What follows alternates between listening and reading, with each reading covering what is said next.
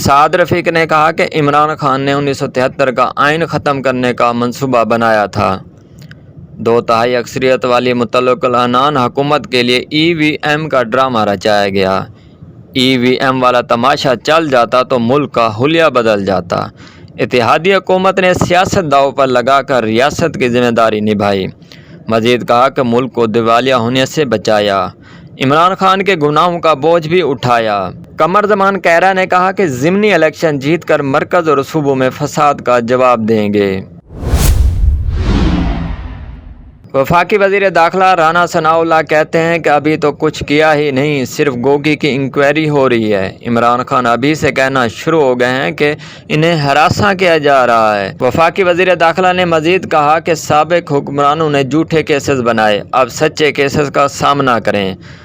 وزیر اطلاعات مریم اورنگزیب نے کہا کہ بنی گالہ میں ہیروں، قبضوں اور توشہ خانہ کا کاروبار ہوتا رہا ہے۔ تحقیقات کا آغاز ہو رہا ہے، آپ کو ابھی بہت کچھ یاد آئے گا۔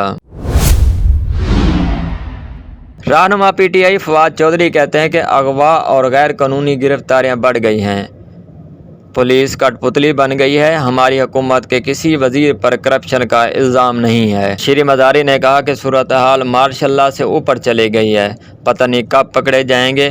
PTI کا حکومت کے سولر منصوبے کی تحقیقات کا مطالبہ۔ PTI رہنماؤں نے الزام لگایا کہ مریم اورنگزیب نے اپنے شوہر کے لیے کروڑوں کی لابنگ کی ہے۔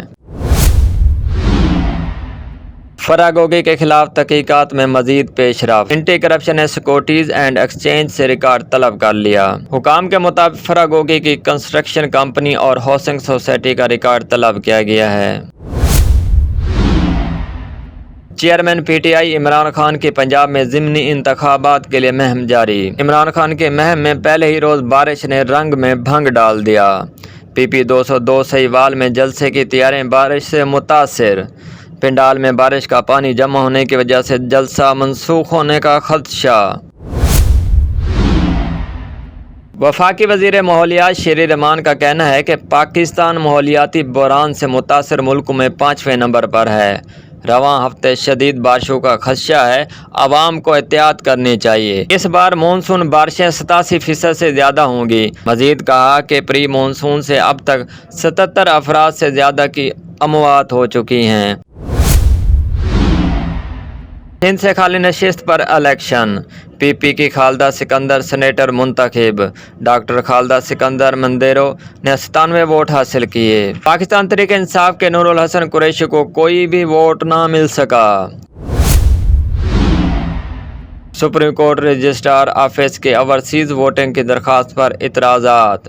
رجسٹرار آفس نے عمران خان کی درخواست پر اعتراضات لگا کر واپس کر دی۔ فرق حبیب بولے، سپریم کورٹ میں اس درخواست پر رجسٹرار کے اعتراضات مسترد ہو گئے ہیں۔ جسٹس اعجاز الحسن نے درخواست سماعت مقرر کرنے کی ہدایت کر دی ہے۔